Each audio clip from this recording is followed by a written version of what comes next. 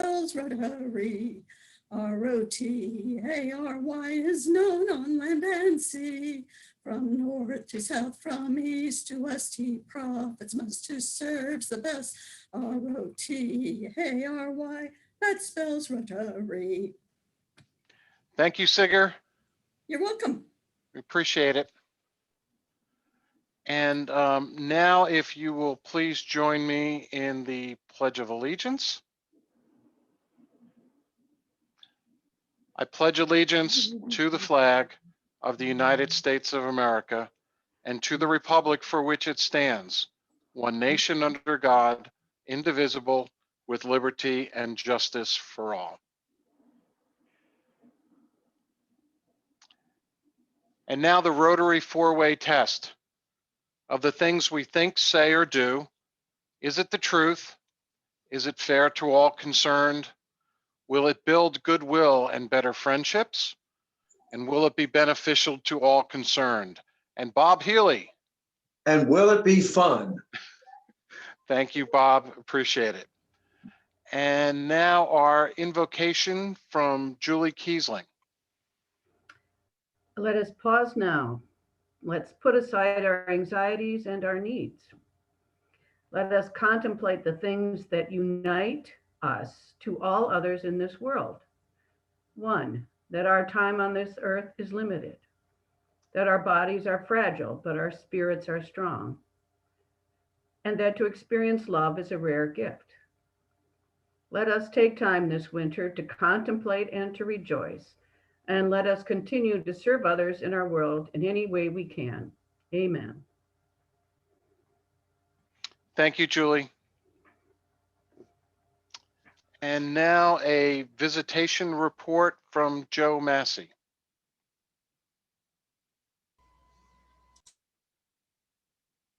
I don't see Joe.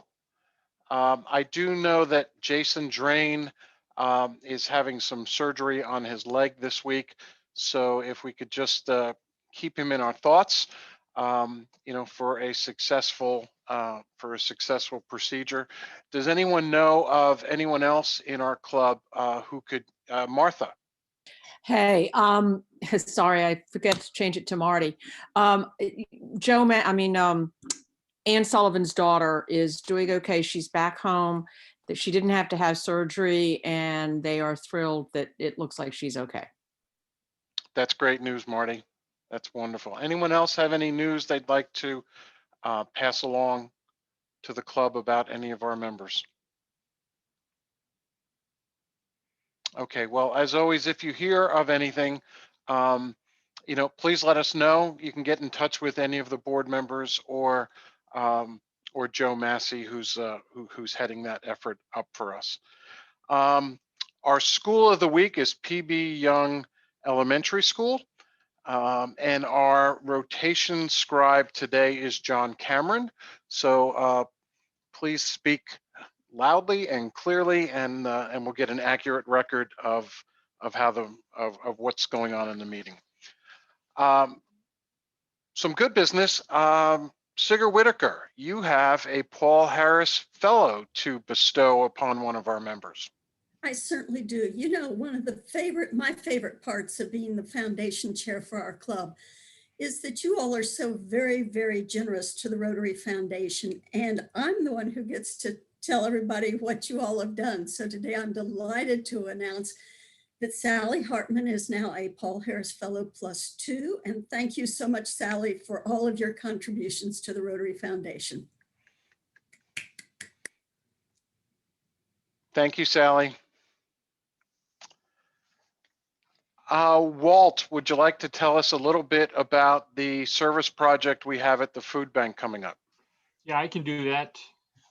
So we have another opportunity this Thursday from 9 to noon to go to the food bank and pack up some food. Now, I'm not sure exactly what we're going to be doing, and we won't know that until we walk in there. But they do a pretty good job of keeping us social distant. They're generous with the water. Everybody has to show up with a mask and make sure you have some kind of shoes. So it's normally a good time, and we normally don't have enough people to fill all the stations. So sometimes we have to double up, but that's what makes it fun and challenging. Jim, the other thing I posted up on the website was a call for volunteers for the, let me get this right, the Virginia Medical Reserve Corps, because people asked me about trying to help out with the vaccine program. So in order to help out either as a medical or a non-medical person, you need to go to the website and sign up for that. And then the volunteers will call you and set up your date and time. There's a little bit of training. I think it's about an hour training you have to go through just for safety protocols, I guess. I haven't done it yet. I signed up, but I haven't been approved yet. So I'm still kind of waiting. So that's as much as I can tell you. And I can tell the members about what I found out about volunteering for the vaccine program. That's great, Walt. And that information they can access on the website? It is. I posted it as an event, and it runs for 3 months. I put it from now until the 1st of May, I think. Okay, great. And Sigger has a question. Actually, it's not a question. I have a friend who is one of the medical volunteers, and she is highly positive of it. She's actually a nurse, so she's been doing vaccinations, but she also has been making calls to people, telling them that, you know, we've got a time for you to come in. So it's a worthwhile thing to do. Thank you very much. Someone else has their hand raised. Yeah, that was me, Jim, President Jim. Okay. Yes. As Sigger said, these folks are all helping out volunteers. You don't have to be a medical specialist. And Walt, one of the benefits of signing up, I noticed when I was there on Saturday, seeing all these volunteers, is that you get a free t-shirt. Well, thank you. I didn't see that. Well, good. Thank you very much for that update. Want to give you a little bit of an update on fundraising for the club. And this came up at the board meeting yesterday. 2 issues. One is we regrettably have decided to cancel Suds and Buds again for several reasons. One is it had already been postponed to the June timeframe, and we're honestly not sure what that's going to look like. But another issue that really is out there is that we're pretty reliant on some of our friends in the food business, and you know they have been struggling in this pandemic. They've gotten more than their fair share of struggles with this pandemic. And we just decided as a group that asking them, to feed 500 people with a relatively modest subsidy was something that was going to be difficult for them to agree to. What we would like to see the club do is really come out and support Growlfest, which right now is still scheduled for September. And I for one hope that they're able to do that we're able to help them, and if we can, do our best to make that a wonderfully attended and supported effort, I think that would go a long way towards replenishing our ability to help the community through grants in the future. We're also blessed in the sense that we have some surplus sitting in Norfolk Rotary Charities. So I just want to I just wanted to let you know that the fundraising is going to be on hold. But I also wanted to give Michael the floor and just let him know, or give, as president of Norfolk Rotary Charities, give him the floor and let him tell you what we're going to be doing with this year's grant program in terms of amount we're committing to the community. Michael. So the board decided last evening that we would allocate $53,000 to this year's grant process, which is $13,000 more than last year. 50,000 of that will be distributed through the competitive grants process that we are underway with right now. So if you know of needy nonprofits or any nonprofit in our area, we have the grant application. It was sent out to all of you, forwarded out. It's a very simple two-page, two-sided, one-page Word document that they can type right into and email back to me by the end of the month. And then the grants committee will convene in March and review them all and select who will get distributions from that $50,000 amount. In addition, we will earmark $3,000 of that 53, so 53 for competitive grants process and 3,000 for an earmark for the Hunton YMCA for a new Zoom room for them to really help them with distance learning and technology that is so key and critical right now and will be in the future. So really happy that the club and the board saw the need in the community was much greater this year than in the past, that we had the wherewithal, we've got the money in the bank, and why don't we spend it? So very happy about all that. Thank you, Michael. And I just want to, we have some new members in the club, and I really just want to, I just want to give a little brief synopsis here, because the Hunton project is really sort of two-pronged. And let me just go through this a little bit, and that'll help explain what I'm talking about. We began our relationship with Hunton with a $2,000 charity grant back in 2019. If I'm not mistaken, I believe this was for cots for their daycare group. It sort of morphed when we had some members go and present them with their $2,000 grant. And, it's one of those things that from there, it became history. Leveraging with some other clubs in the district, and also receiving a district grant, we were able to invest over $30,000 in rebuilding the kitchen at the Y. This has been a godsend for them. They feed 70 kids every day. 210 meals get picked up. And it really has been a lifesaver. At last night's board meeting, we really heard two proposals. One was for a $3,000 program where we would create 2 Zoom rooms at the Hunton. For those of you who've been over there, one of the rooms will be in the Little Reader Library, and the other will be in their boardroom. And the purpose of this is really to allow kids there to access school, teachers, tutors, and volunteers. We envision at some point that there will be a Rotary Little Reader Hour, either virtually or in person at the Hunton. COVID timeframe is really going to drive that. The second program came out of some questions that folks had, and it was, how can, if I want to go above and beyond, how can I help? And we know that there's 70 kids who are at the Hunton every day, and most of them have their electronic equipment provided by the city of Norfolk.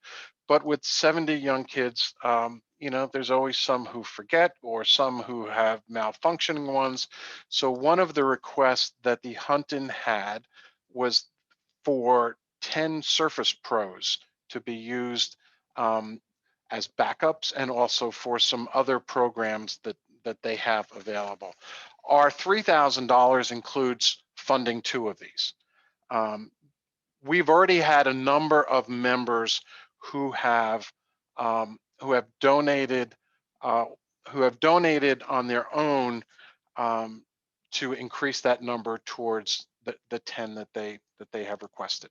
So 2 takeaways here. One, the club is stepping up and is continuing their support with the Y, and we'll be working on these 2 Zoom rooms.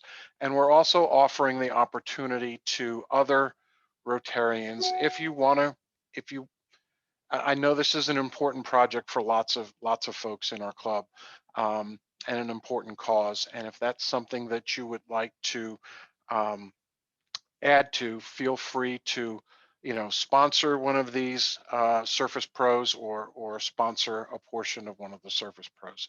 So if you have any questions about that, you can either contact myself, you can contact Michael, or you can contact Bill Moore. Bill, I know you're here. Anything you would like to add? No, you did that well. Thank you, sir. Okay, so any questions about the grant process or the upcoming project with the Y? I just have a comment. I'd like to give a shout out to those Rotarians back in, I think it was 1991, that fought to start our club and endowment.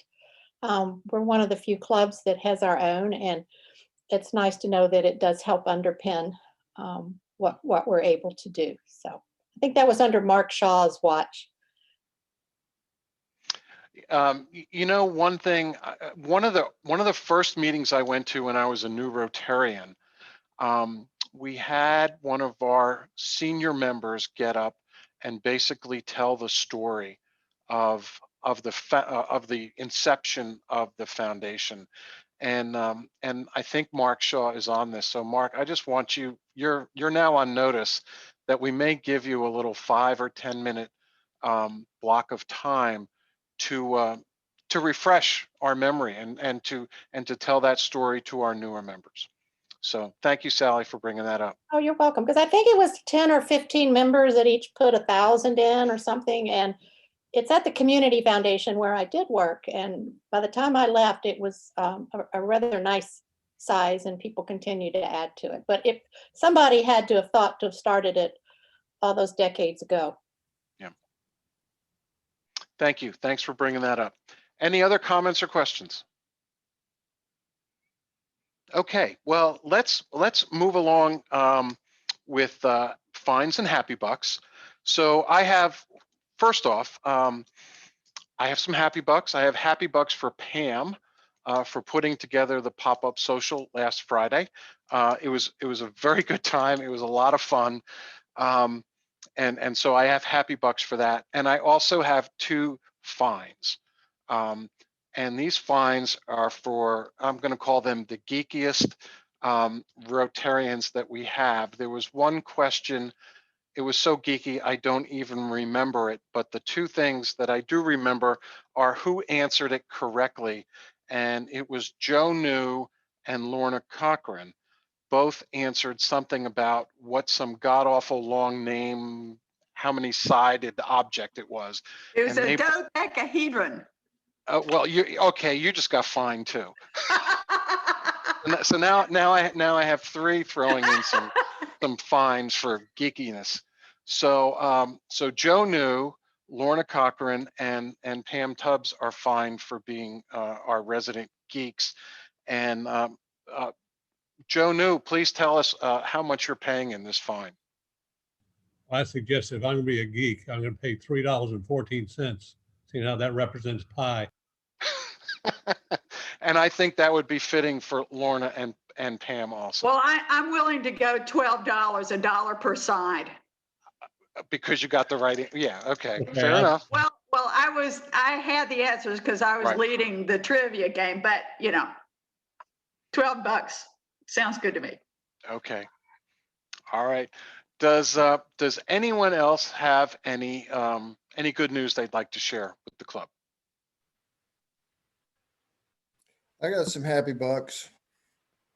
Happy bucks, the happy bucks is the last thing I have to do for my blue badge, so I'm happy about that.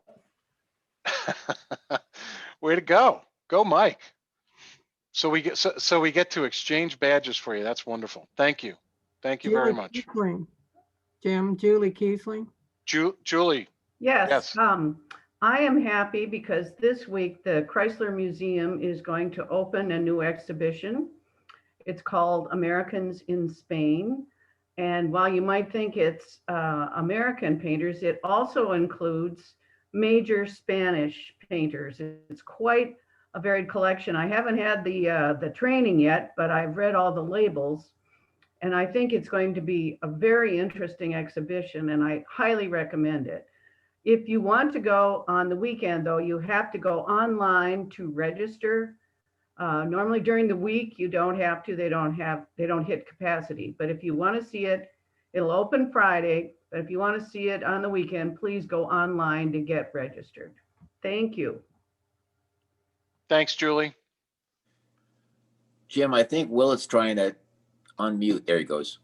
Yeah, I'm celebrating my 3 new teeth I got this week.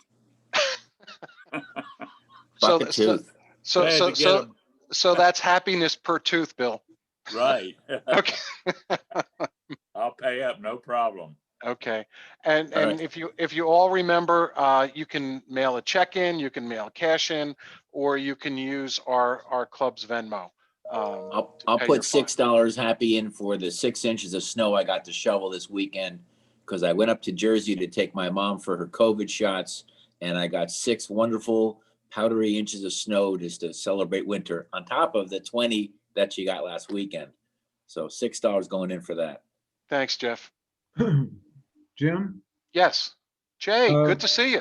Well, I'm going to offer somewhat of an explanation with my Happy Bucks. We have returned home after spending 24 nights in a nearby downtown Norfolk hotel as a result of a water intrusion incident. And for those of you who like to travel, I will tell you that 24 nights in a hotel is not a glorious, glamorous experience, particularly in downtown Norfolk. Perhaps if it had been in Paris, it may have been more interesting. So I'm going to offer $24 to celebrate my return home after the 24-night stay in a hotel. Thank you, Jay. I'm sure you'll sleep well now. Indeed. Thank you. Anyone else?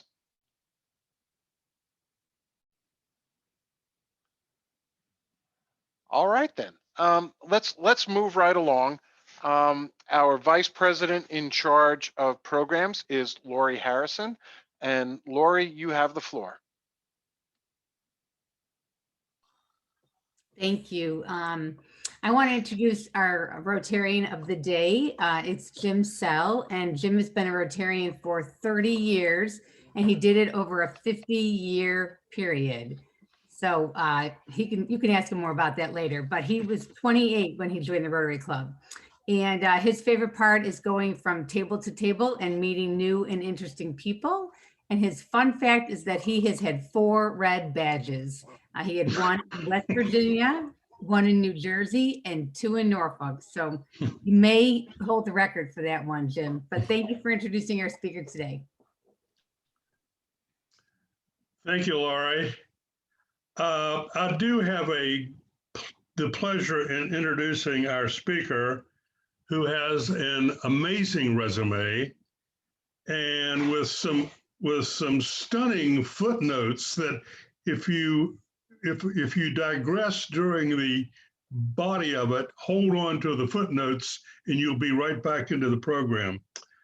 Terrence Effer Anderson is the president and chief executive officer of Television Entertainment Network. In August 2019, he completed a fellowship at the Robert Wood Johnson Foundation's Culture of Health Leaders program. His culminating strategic initiative was the production of The Black Walnut, a feature-length film painting a compelling portrait of the African-American prostate cancer disparity. As a prostate cancer survivor, I applaud you. Mr. Effer Anderson is a seasoned writer, producer, and stage director, television and film projects, having staged more than 50 productions for the stage, screen, and authoring more than 20 plays produced in Las Vegas, San Francisco, Washington, D.C., and extensively throughout this region. Most recently, he wrote, produced, and directed the staged film Cast in History, featuring non-obscure but quite remarkable notables from Norfolk, Virginia's African-American history. I, for one, would love to see that sometime. He has produced television and theater projects exploring issues as diverse as social and criminal justice, African-American history, teenage pregnancy prevention, spirituality, HIV/AIDS, drowning prevention, infant mortality, and on and on. He has also moderated panel discussions at the U.S. Capitol and at the NIH. And now for the postscript. Mr. Effer Anderson is a recipient of numerous awards, to include Distinguished Award in Television, Norfolk Public Library, PIN, which is a prostate award, Prostate Health Education Network, NAACP Men's Rock Image, Best Television Host, Exemplar Community Excellence Award, and many others. Here you are. He has gone stunt flying in a twin-engine prop plane. You thought he was sane. He's crazy. He's flying upside down, barrel rolls, figure eights, nose dives, and occasionally he refers to it as a metaphor for his life and career. His fantasy, God bless you, Mr. Effer Anderson, is to go up with the Blue Angels. Another fun fact is they once shared a stage in Langston Hughes' Simply Heavenly, and has continued acquaintance with, if you follow the Oscars, you know this woman, Oscar-winning costume designer Ruth Carter. It is my pleasure to welcome Terrence Effer Anderson. Thank you all so very much. I just this morning, I participated in a panel discussion for Virginia Commonwealth University. It was on health disparities. And it was a little bit of a stodgy thing. I enjoyed it because it gave me an opportunity to talk about something that I'm very passionate about. But with you all, I see so many familiar faces like Bill Moore and Marty Race and Segura. I remember you from the hunting. I feel very welcome here, and as such, I feel comfortable. So I removed my tie that I wore earlier. And I'm just delighted to have the opportunity to chat with you. And I need to give you a full throttle, wholehearted salute for the work that you're doing with the Huntington Y. The Huntington Y is a place that's near and dear to me. And I have participated and I've been in attendance of some of the meetings that you've had there where you renovated the kitchen and the library. And I see that you continue to do that important work. Brenda and the team there are just an incredible group of people. And there was Cece Tucker that invited me to be on the board, and I served as the vice president for a couple of years. So I'm well acquainted with you guys, and I'm honored to have the opportunity to chat with you and to talk about topics that's very important to me. Can I share my screen? Yes, you can. Okay.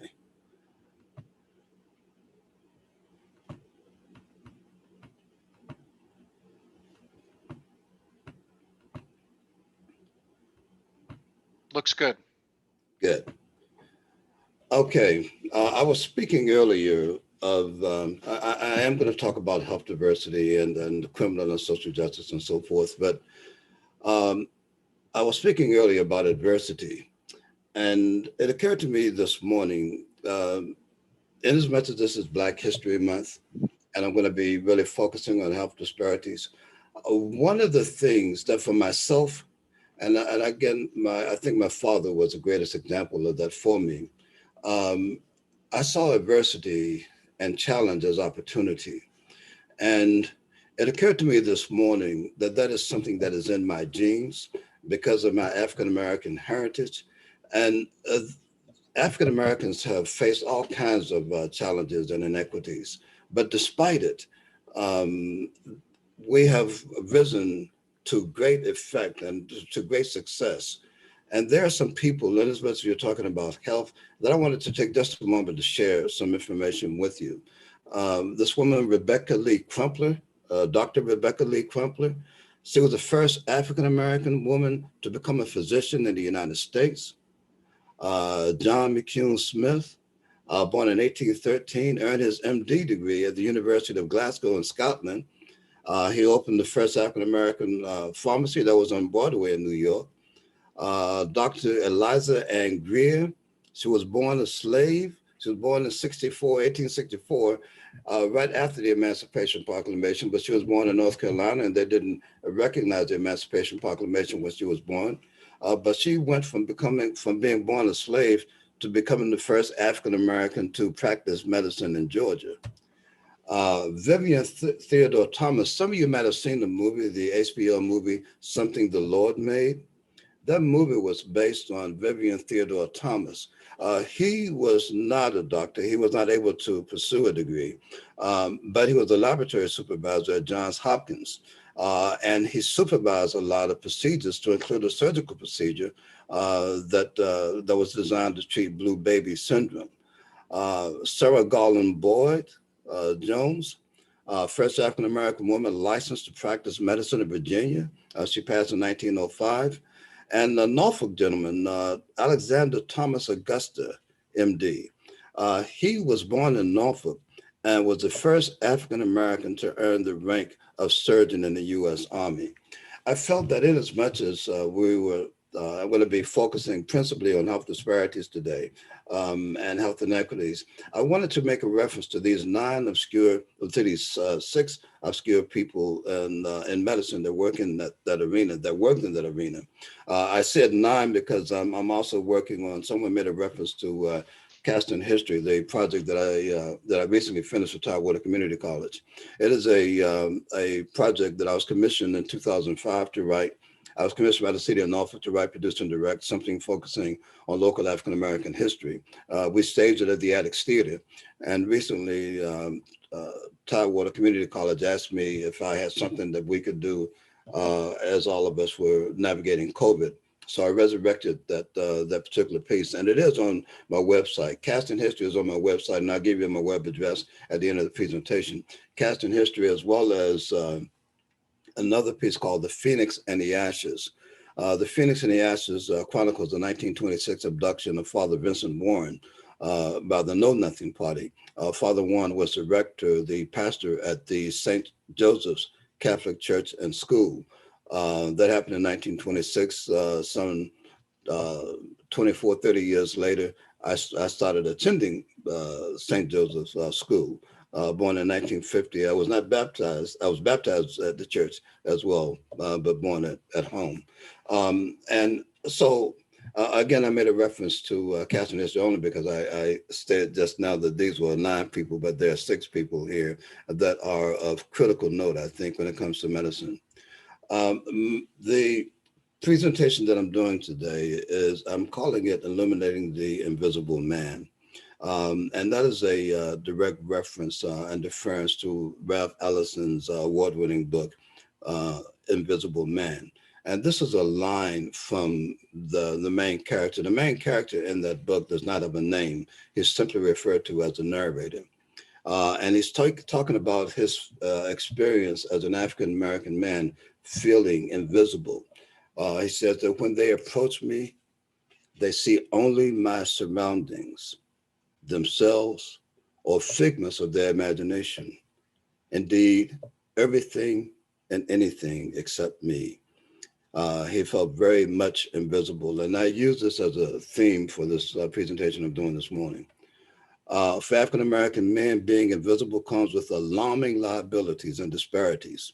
On the average, African-American men have a lifespan of 7.1 years less than other racial groups. African-American men have higher death rates in all leading causes of death. Black men die prematurely from cardiovascular disease at a rate twice that of white men.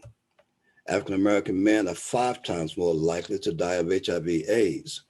In 2009, homicide rates were 263% higher among males than females, and 665% higher among non-Hispanic Black men compared to non-Hispanic white men. People of color make up 37% of the US population, only 37% of the US population, but 67% of the prison population. Once arrested, people of color are more likely to be convicted, more likely to face stiff sentences. Black men are 6 times as likely to be incarcerated as white men. And 1 in 3 Black men born in 2001 has a lifetime likelihood of imprisonment versus 1 in 17 white men. An alarming disparity, but this one will really show you how great the disparity is. 1 in 18 Black women born in 2001 has a lifetime likelihood of imprisonment versus 1 in 111 white women. Now, I would stop for a moment just to give you a sidebar. I do a lot of theater, television, and film, and it gives me great reward. It's a very fulfilling thing for me. There's something else I began doing, and I've been doing theater for most of my life, but I began doing something else in 1999 that I was quite unprepared for, 1998, that I was quite unprepared for the way that it touched me as well. I do fatherhood and parenting classes for incarcerated populations, and I do that for the reasons, those statistics that I just mentioned to you now. But ultimately, it's about the children. I'm going to continue here. 1 in 9 African-American children, pardon the typo, has had a parent in prison. Children in poor families are 3 times more likely to have an incarcerated parent than those in high-income families. For every 2 U.S. prisoners released, 1 returns to a minor child. I started the program in the Norfolk City Jail. I was just asked to come in to speak because I was doing a fatherhood program in the community. And I was just asked to come in to speak, and I spoke to a gentleman in what's called at that time the before and after block. These are men that are at the Norfolk City Jail before they go to a state penitentiary or on the way back from a state penitentiary. And that one presentation that I did, it grew to my doing a fatherhood and parenting group, and an additional 4 different cell blocks at the Norfolk City Jail. I did 2 groups at the Hampton Roads Regional Jail, as well as Indian Creek Correctional Center. It's just so very important. And one of the reasons is that when a child grows up in that kind of environment, there's a lot of intergenerational impact that is felt by incarceration. I have seen incidences where there's been a father and a son in the same cell block, which is something that should never happen. But that work is immensely important. After a parent is in prison, children, their grade point average tends to fall. They're more likely to drop out of school. They have a higher incidence of anxiety and depression, are more likely to be diagnosed with post-traumatic stress disorder, PTSD, and attention deficit hyperactivity disorder, ADHD, as well as have behavioral issues. Again, the reason that I do, and for a good portion of my career as a father counselor for incarcerated people, has been done on a volunteer basis because it's just so immensely important. I started doing it in 1999, took a little bit of a break, and then again, TCC hired me to do the same thing. And I've been doing that as well as doing self-empowerment classes for juvenile detention centers.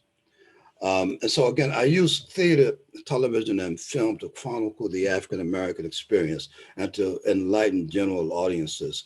These are just some of the posters. Again, I've written over 20 plays, but these are just some of the posters from different projects. This first one here is the 5th. This is a project that grew when I started counseling men at the Norfolk City Jail. I realized that their story needed to be told. So what I did was I wrote this play called The 5th, and it was a one-act play. inspired by the stories that they shared with me. A group in Washington, D.C., heard about my play, heard about my project, the National Center for Strategic Nonprofit Planning and Community Leadership. They changed the name of that organization, but they invited me to present the play. They paid for my entire cast. They flew us all out to San Francisco, put us up in a nice hotel, fed us, and we did that play at the first International Fatherhood Conference. That was back in 1999. In 2002, they had the fourth conference, and they invited me to do something different. But I decided to turn that play into a full-length play. In the middle here is Cast in History. Cast in History tells a story, the latest version tells a story of 9 African Americans of extraordinary background that accomplished extraordinary things.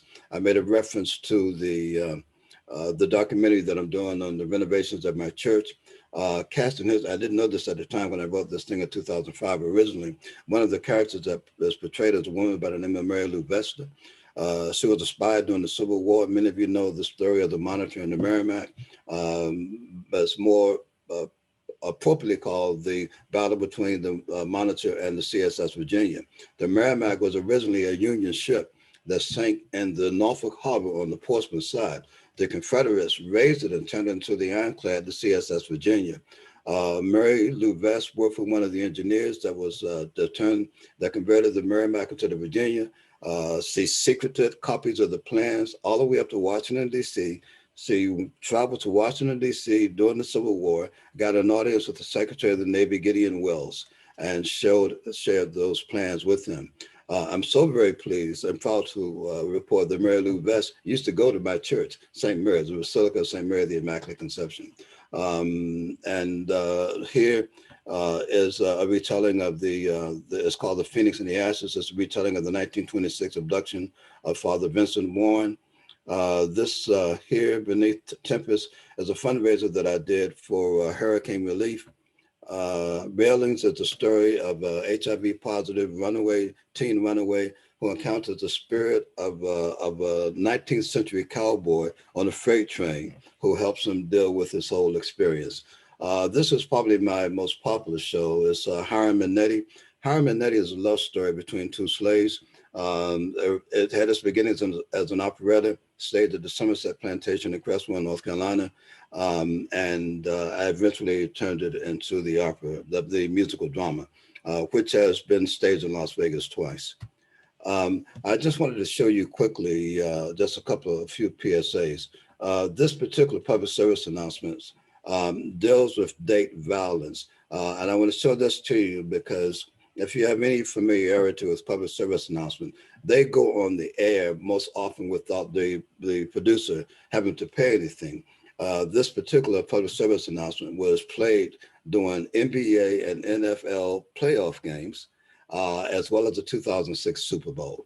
And I call my public service announcements, I call them microfilm. You remember microfilm, you know? I call it microfilm, but just a play on the words because I do them like an entire feature-length film, just encapsulated in 30 or 60 seconds. It has a beginning, a middle, and an end.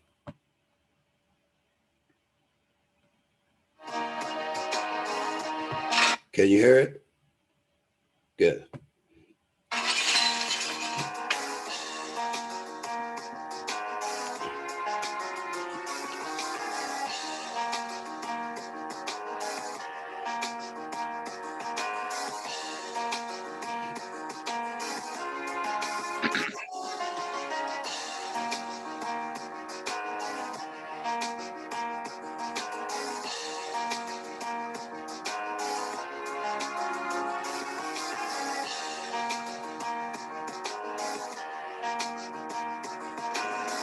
Wait, no, God. Girl, you crazy.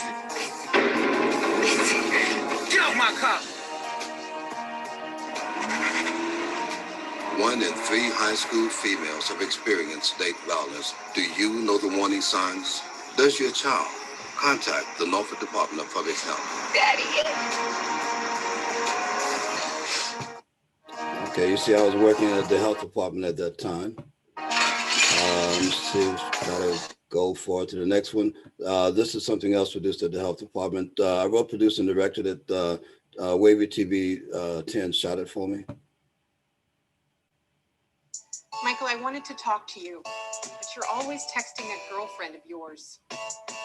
Dinner's ready, Michael. Okay, Mom. Can I have a kiss tonight? A kiss? A kiss? Of course. Suppose I want more. Michael, we need to talk about abstinence and making good decisions. Sometimes you have to create opportunities to talk to your child. Okay. And Michael, I wanted to let me talk to stop you. that. See if I can go. Okay, this one. This is the very first public service announcement that I produced for the Norfolk Department of Public Health. It's a short one, and the reason I'm showing it to you is because it deals with HIV positive women who are pregnant. And they can take a course of antiretroviral therapy that reduces the likelihood that the child will be born HIV positive. And of course, as I indicated earlier, there's a disproportionate of people, of African Americans who are in fact HIV positive. And I wanted to come up with something. This is, I use television and the media to develop compelling, impactful messages. But the whole idea is, as I tell my actors, when you are doing something, you need to grab the audience's attention right away. And this is nothing but still images, but I think you'll get the message. Listen, it's time to get serious. Research has shown an HIV-positive woman doesn't have to pass the virus on to her child. You're kidding me, right? I don't believe my ears. But what kind of a woman would give a child HIV anyway? An untested one. What can a woman do? She can be given a course of prescription drug treatment during pregnancy to decrease the likelihood that her child will be born HIV positive. Really? Now that's what I want to hear. If you're pregnant, get tested for HIV. Spread the news, not the virus. I knew that I can depend on you. Okay, you see, it's very quick. Okay, let me go back here. So again, I wanted to basically talk with you about prostate cancer. And the prostate gland is only about the size of a walnut, but if a man doesn't take care of himself and leaves his prostate cancer undiagnosed, he can find himself up a tree, escaping mortality, dying, and rendering himself invisible. Black men have the greatest risk of developing prostate cancer than any other racial group. Prostate cancer is the second leading cause of cancer death among African-American men. African-American men die from prostate cancer at a rate more than 2 times that of white men. 31,500 plus men will die from prostate cancer this year, disproportionately impacting African-American men. Black men of Virginia have the highest incidence of mortality, and Hampton Roads have the highest incidence of mortality rate in the state. Black men of Virginia are diagnosed at a rate of 1.97 times that of white men. Black men of Virginia die at a rate of 2.4 times greater than white men. Metropolitan Hampton Roads has amongst the highest disparities in the state. Portsmouth's population, while only 52% non-Hispanic Black, and has the highest mortality rate in the state, 38.9 deaths per 100,000 men. At 49.6, African-American men are the majority, African-Americans are the majority population in the city of Hampton, but yet it has the second highest prostate cancer deaths diagnosis rate in the state, 174.3 cases per 100,000 men. Now, the reason that this is important to me is because of my own personal journey. I was diagnosed in 2010. My PSA level was 6.7. I'm going to come back to talk about culture. Well, I mentioned it now. In my video that you'll see a trailer for in just a short while, I talk about cultural competency. I was diagnosed early, but you know how they talk about the value of a second opinion? Every time I saw my doctor, he kept telling me, "You're okay. You're okay." You know, he thought that I was whining as an African American, and cultural competency is really truly important when it comes to physicians treating people. I had prostate cancer when I was seeing him, but I was unaware. And because he kept telling me everything was okay, I said, well, it's time for me to change doctors. And I changed doctors. And I had no idea that I had prostate cancer. But my PSA level was elevated. My doctor is was a woman that I went to high school with, believe it or not. She was looking at my records and she could see that my PSA was elevated when I was with the other doctor, and he never told me. My Gleason score was 7, which is 3 plus 4. If it had been 4.3, 4 plus 3, would have been a different kind of situation. I had brachytherapy, which is implantation of radioactive seeds. Since then, I'm very pleased to report that my PSA level has hovered around 0.4 for the last few years. I'm in pretty good shape. And the importance of the work that I do is driven home by the experience of my brothers. When I was diagnosed, neither of my brothers had been screened. I have 2 brothers, one older and one younger. They had never been screened for prostate cancer. When I was diagnosed, they were both screened, and my older brother was diagnosed in that same year as me.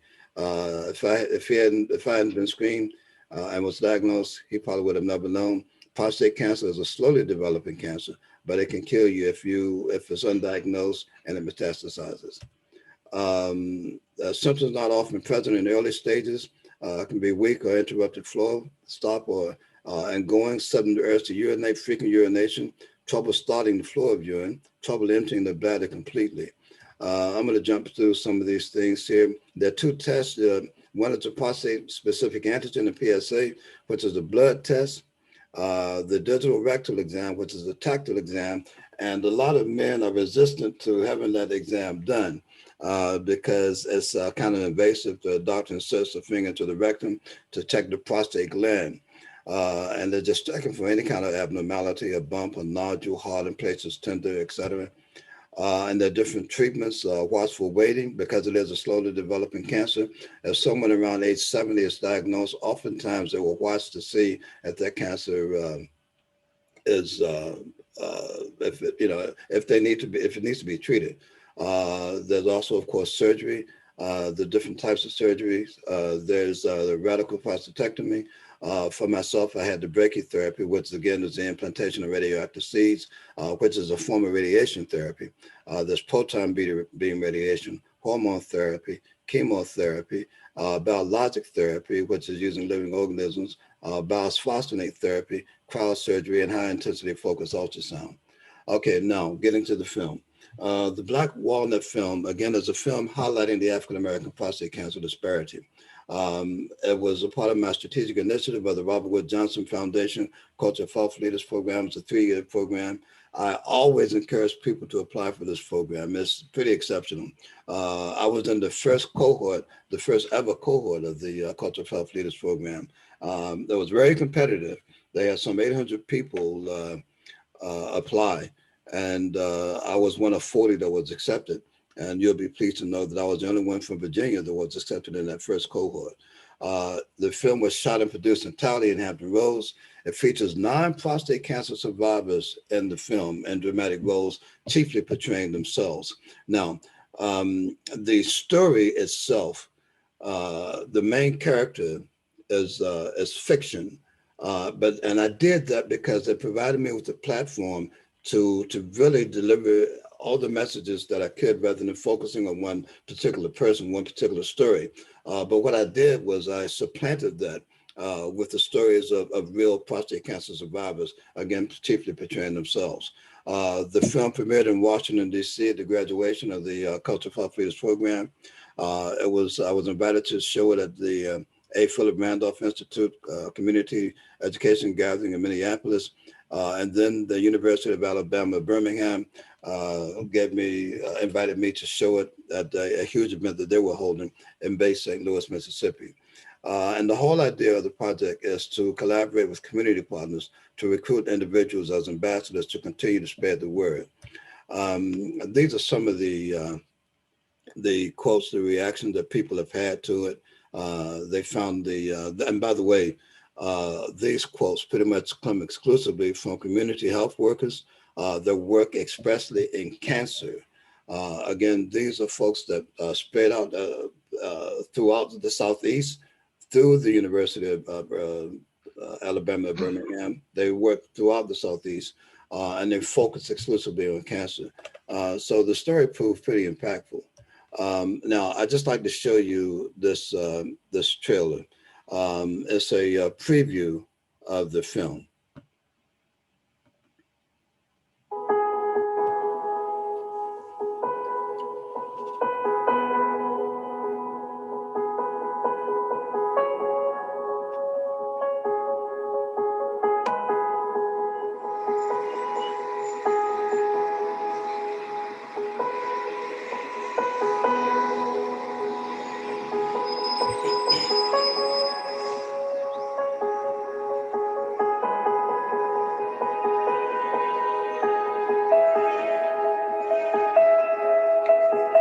Whatever happened to Isaac Royster? A successful defense attorney at the top of his game, catering to those of little means. He met and married Imani Richardson, a pediatric nurse and the love of his life.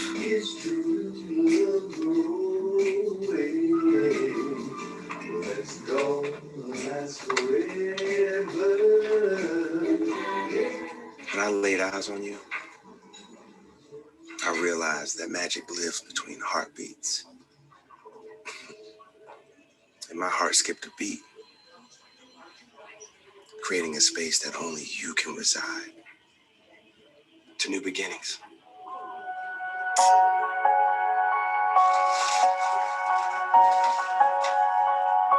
Life was perfect.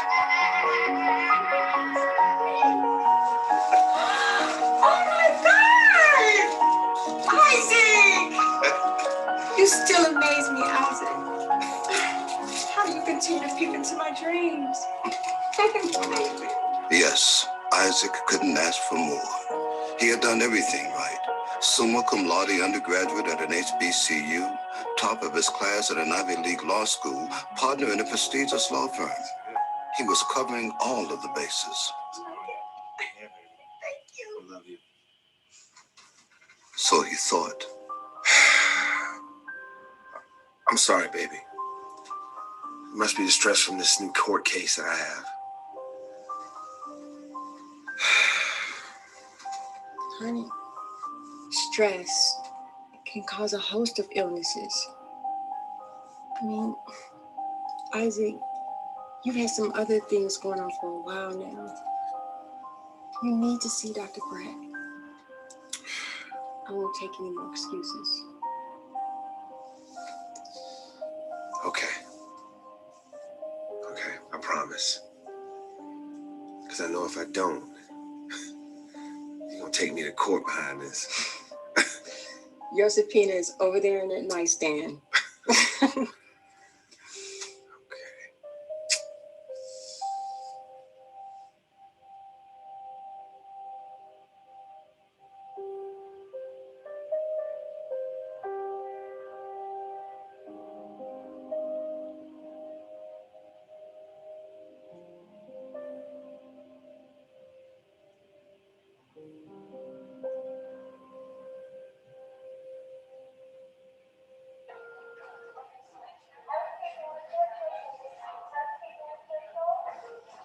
Imani, I didn't know. I should have paid more attention.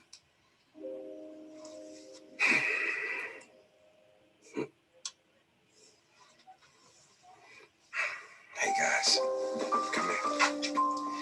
Look, Daddy loves you more than all the stars in the sky. But you know, sometimes grown-ups make mistakes and can't recover. But I want you to know that you and your mommy, you're the best things that's happened to me in this world. And I love you. I love you too, Daddy.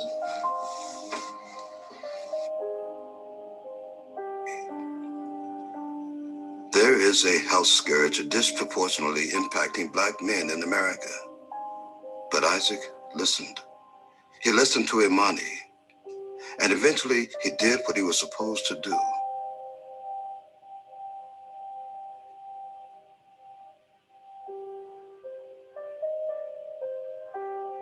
That was not the case, however, with his brother Irving, also an attorney, yet one who wasn't judicious about his own health. He is the one being buried here today. There is a small gland in men only about the size of a walnut. It is the prostate.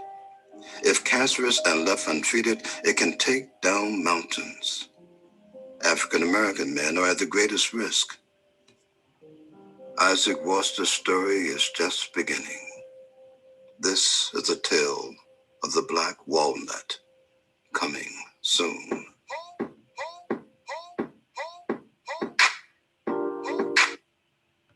Okay.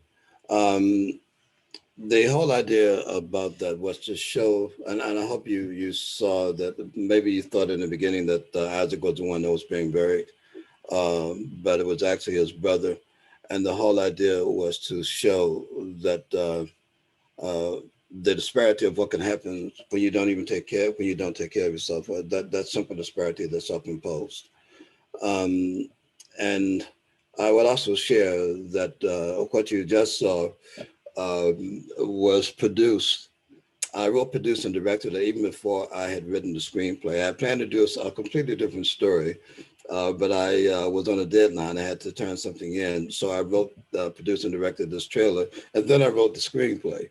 But it's been going over exceedingly well. And prior to COVID, again, I did have those different presentations, but I had 3 other presentations booked. But COVID intervened, and I was not able to get that done. However, interest has been renewed, and there's a lot of interest in the project now, and I am making it available to people. I've been working with a group out of Prince George's County, Maryland, and we look to stage it in DC, Maryland, and Virginia. And in as much as I open with a quote from Beth Ellison's The Invisible Man, I wanted to close with one. I am a man of substance, of flesh and bone, fiber and liquids, and I might even be said to possess a mind. To live like you feel invisible, like you are of no consequence, can be a very, very impactful thing. It really truly can. And I think that when it was written and published in 1952, Ellison's book, The Invisible Man, opened up a lot of eyes. You may have noticed that my own image was invisible throughout this presentation until this final slide. And that's my website information. You can see casting history as well as the Phoenix and the Ashes on my website. You can also reach me at that email address or my my cell number, which is listed below. And at this point, I'll be delighted to entertain any questions or comments that you might have. Thank you, Terrence. Any questions for Terrence? Thank you, guys. No questions. I don't know if that's good or bad. I'm just looking to. I'm scanning the crowd to see. Okay. Does anyone have any questions for Terrence? Well, not really a question, but Okay. I think you've left us speechless as people are dealing with major health issues, and even the COVID issues, I think, have exacerbated or have highlighted the disparities in our health systems. But we can only get better from here. I fully believe that with more education that we will improve our systems moving forward. But thank you for being with us here today. Well, thank you. Thank you. I find myself being a bit of an eternal optimist. Sometimes things get a little frustrating. But to be an optimist is, I think, essential to your survival as an African-American man. And to really look at challenge as nothing but opportunity. I think the success that I've known of my career has been driven by one thing chiefly. When people have told me that I cannot do anything, it just makes me more determined to do it. We have a question from Pam. Yes, thank you so much, sir, for this very, very timely speech and the presentations. I too have been touched by prostate cancer. My husband is a survivor, thank God. He was diagnosed early. He lost an uncle from prostate cancer, and so that put him in the know as far as being aware of his score and watching it. So I am very, very grateful that the Lord spared you. Thank you. Thank you so very much. Terrence, this is Marty. Just, son, you're still doing it. Thank you. Thank you, Marty. Nice seeing you again, my dear. Yes. Yeah. Any other questions? Does it, Terrence, this is Lorna, does it surprise you still that your, you know, that the African-American male does not know this? Like, how shocked are you at the numbers that you have shown us today? Well, a lot of it is due to a lack of information. And I've been working in this arena ever since I was diagnosed. Because I had the benefit of early detection, I felt obliged to spread the word. But there are a lot of barriers, and we talk about these barriers in the film. And again, the film is available if you guys want to screen it in some kind of fashion.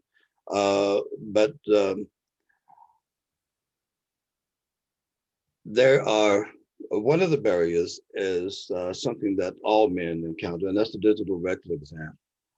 That's where the physician inserts a finger in the rectum. And for whatever reason, some men feel that compromises their manhood. But when I talk to guys, I challenge them, I tell them, if something like that could save your life as a threat to your manhood, you had issues in the beginning. And they get that, okay?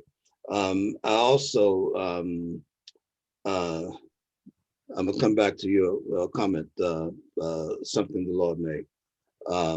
But I'm sorry, I was just responding to a note in the chat. Other reasons are the Tuskegee experiment. You guys are familiar with that, okay? As well as Henrietta Lacks. These are things that are generally known in the African-American community. Henrietta Lacks, that whole thing just, the awareness began to increase recently about that. But there is some mistrust in medical institutions. And that's one of the reasons that there's some reluctance among African Americans to be screened for COVID and to even get the vaccination. There is considerable mistrust. And I think that all of those things feed into, I hate to use the word apathy, but that's all I can think of right now in terms of doing everything that we need to do, African Americans and everyone else needs to do, but African Americans particularly. I also want to share something that a consequence of that lack of information. There's an agency that was created by the US Congress called the United States Preventive Services Task Force.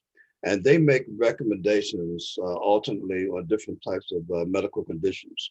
In 2011, they made a recommendation about the prostate-specific antigen test, that blood test that I mentioned.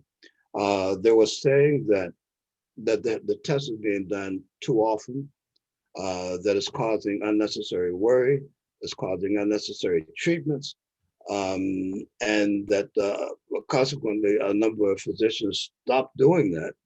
But the critically important thing about that is that recommendation was based on a study where the participation of African American men was nil. Those people that's most affected by prostate cancer, there was not a representative quantitative sampling that participated in that clinical study. But because word got out that the PSA was being done too much, a number of Black men saw that as a reason not to get screened. And then, again, a number of physicians stopped doing it. I belong to a group out of Boston called the Prostate Health Education Network. And every year we do a disparity summit at the US Capitol. That's how I got the award. And we invited Dr. Karen Bivens Domingo, who was the president of the task force in 2012. And we gave her an earful. The next time the recommendation came out in 2014, it was basically the same recommendation with one caveat that it didn't necessarily aptly apply to African-American men. So the lack of information, the lack of education can be really truly consequential.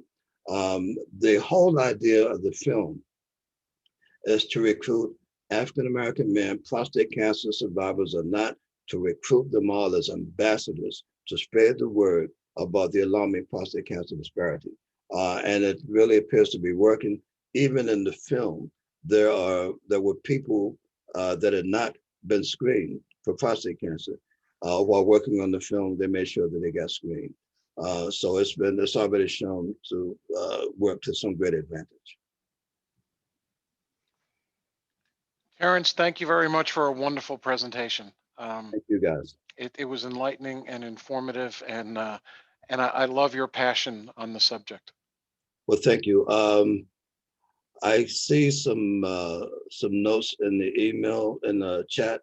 Bob, I will reach out to you. And guys, Jim, if you could share my contact information. Yes, I will. I will. I will put it out in my little president's blast. And again, thank you very much. One of the things we do, Terrence, because we are firm believers in early childhood education and literacy, is that rather than give you a coffee mug, we are very proud to donate a book in your honor to our School of the Week. So we will be sending a book to PB Young Elementary School, and it will be have a little engraving in there in your honor. So thank you for joining us. Thank you for sharing your story, and thanks for the great work you do in the community. Thank you all, and thank you again for the work that you all are doing in the community, particularly, of course, the hunting is near and dear to my heart. You guys have a great day. I will talk to you all later. Okay, thank you. Thank you, and thanks for joining us all. Take care. Thank you. Bye-bye now. All right.